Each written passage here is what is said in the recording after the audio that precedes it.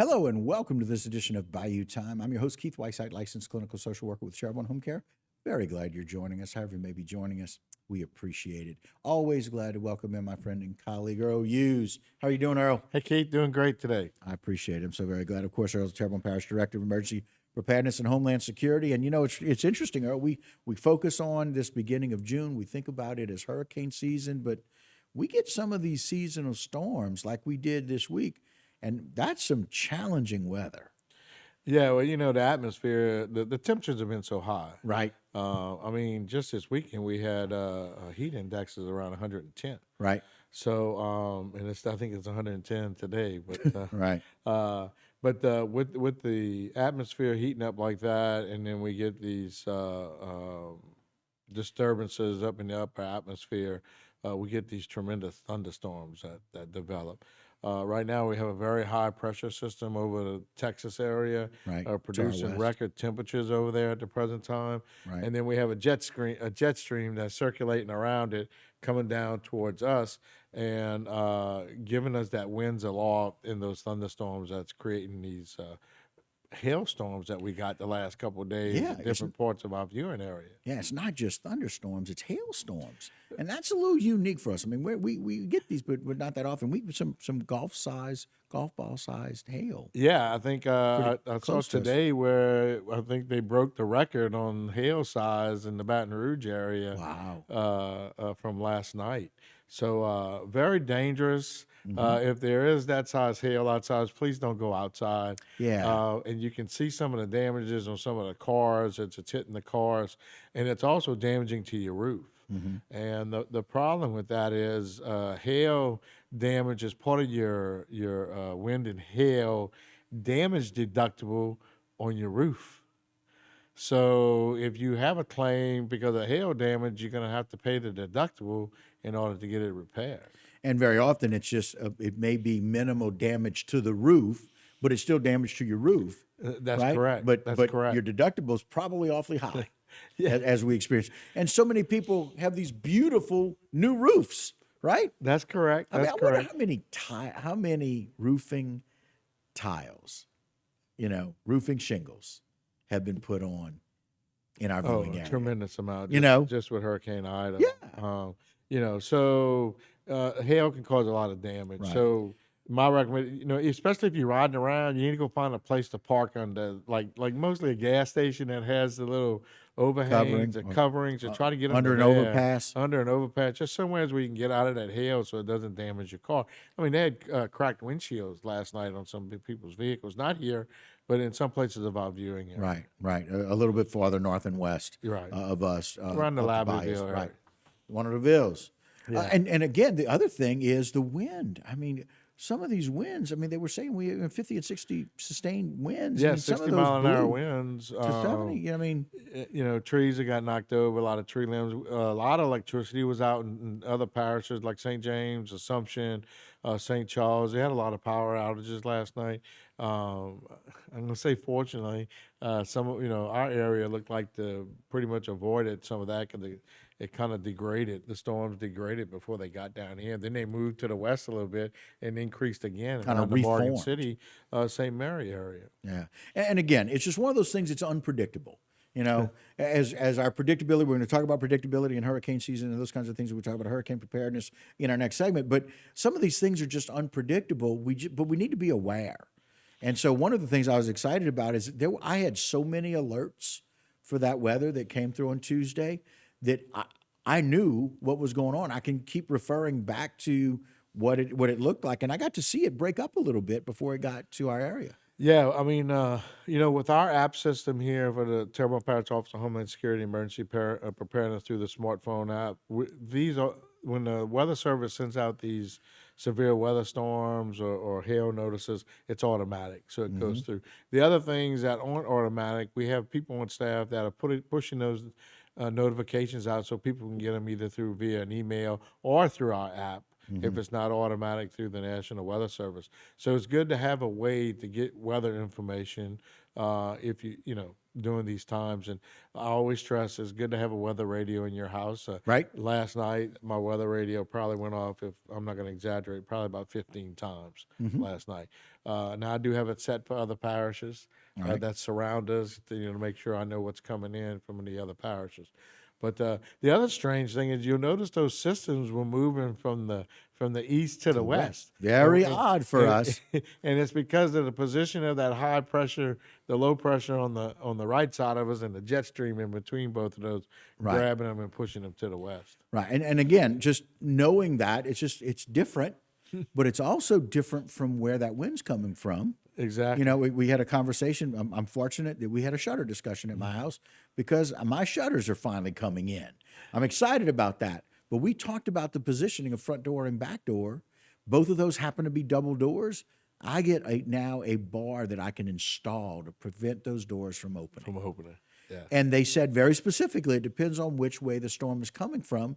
So it's very apropos to this week and the storm system about making sure you're protecting your home and how you can do that and why we need to do that a little differently when these storms come through and the direction that they come. Sure, and you know, you talk about those doors. You know, a lot for Hurricane Ida. A lot of people that had these double French doors, those were all blown in most of the houses. It's just you need to secure those before you evacuate, or if you stay in, you need to secure it so it doesn't Right. blow open. But you know, I want to touch on a little bit on this segment that people need to be aware about the heat. Yeah, I mean, the last few days, the heat index has been tremendous, you know, around the 105, 110 area. That's very excessive heat indexes for our area, especially if you're working outside or, you know, any type of work outside, basically. You need to keep hydrated and make sure you're drinking enough water and replacing electrolytes if that's what you need to do. But and keep up with your coworkers. You know, one of the signs of heat stroke is when your coworker is no longer sweating. Yes. Okay, so and that's something you can kind of look over and see somebody. You know, if they're not sweating or if they turning very red, you probably need to get some medical attention to that person. So just be aware of that. People that are living in homes that you know have limited air conditioning. You know, if you know of someone that is living in those conditions, you need to please check on them. Make sure that if they need an extra fan, get them an extra fan or some way to circulate the air. But just keep track of your friends and relatives and loved ones that may not have the same air conditioning that you may have for their homes, and make sure they're taken care of. And listen, even no matter where you are, my buddy and I, Bobby Charpentier and I talked about this the other day. When it's 110 degrees outside, it's really hard for your AC to keep your house at 70. And so, look, I will tell you, our AC unit is normally set about 74. It gets up to 76, 77 because it just can't cool the house off enough, certainly in certain areas. Knowing that's important. Yeah, I mean, part of the issue with the heat index is that to cool your body, you have to sweat. Right. Okay, and your sweat has to evaporate off of you to cool you down. So when the heat index and the humidity is so high, that doesn't occur. Right. And if you don't believe that, you know, if you have any container plants outside your house right now, if you water them at night and come back and look at them in the middle of the day, the next day, if the soil is all still wet, there's a lot of humidity in the air that's not being evaporated, and that's why the soil's staying wet. Right. And so you think, oh, I don't need to really do anything with them, but you got to keep an eye on those like you do for other people. And again, helping people realize, you know, some of us are a little more prone to sweating, a little bit more prone to getting dehydrated. We need to prevent dehydration because dehydration can lead to being overheated and Sure. really having heat exhaustion. And if you're like me, you walk outside, you sweat. So. Oh yeah. I keep several extra sets of clothes with me because I know I'm gonna sweat during the heat of the summer. Yeah. Heat of the summer also means one of the things we talk about all the time is being prepared for hurricane season. And now we've got this 7-day forecast where we looked at this Brett that's out there, Tropical Storm Brett, right? And Brett, it looks like it's a lot of wind shear is gonna knock it off, which is great. But it gives us an idea what to look forward to a little early. Sure. When the National Hurricane Center issued the first cone of error, you would have noticed it was out to 7 days. That's right. So that was a little different than what we're used to seeing, and it kind of gives us some more planning time to see Right. what's going to happen. So yeah, these are very unusual to have these storms like this early in June coming off the coast of Africa. Right. Typically, in this time frame, they're in the Gulf of Mexico, Bay of Campeche areas where these storms usually develop in the Western Caribbean. But what's happening right now is we have a large area of a pocket of warm water off the coast of Africa. And if you look at some of the websites that show sea surface temperatures, you can see that. And that's where these two storms formed. Brett storm formed yesterday. It looks like there's going to have another one that's It's going to invest right behind it. right behind it. It's going to form in the next couple of days. But and that's due to that warm pocket of water off the coast of Africa. Right. And again, it's just something we need to be aware of. It's one of the things we need to be prepared for. Don't waste time if you're still needing to do some more work. Get that work done if you can, as quickly as you can. Sure, and get your supplies ready. Check your to-go box is what I tell people. If you got some tree trimming to do around your yard or things that may need to be tidied up before the hurricane season, now's the time to do it. Get your supplies, get your generator supplies. That's one of the things that a lot of people didn't have for Ida. So I'm going to go back and reiterate that. Sit down. Think about what happened during Ida, and if there was anything that you think you can improve upon that you didn't have or done for Ida, you can do it now to be prepared for the next storm that may impact our area. And we still have a number of people living in temporary housing.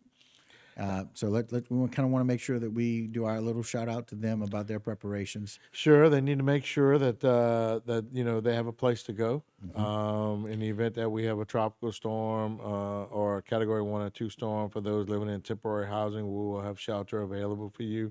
And also during a major storm, a Category 3, 4, or 5, we still have our point-to-point shelter in Monroe, and we provide transportation to people that need to get up to Monroe for safe shelter. And keep in mind that if you're in temporary shelter, temporary housing, and it's strapped down, we're talking about 60, 70 mile an hour winds. You need to be sheltered somewhere. Yeah, I mean these are sustained winds at 2 minute sustained winds, and so you're not safe in that travel trailer or FEMA mobile home at that time. Right.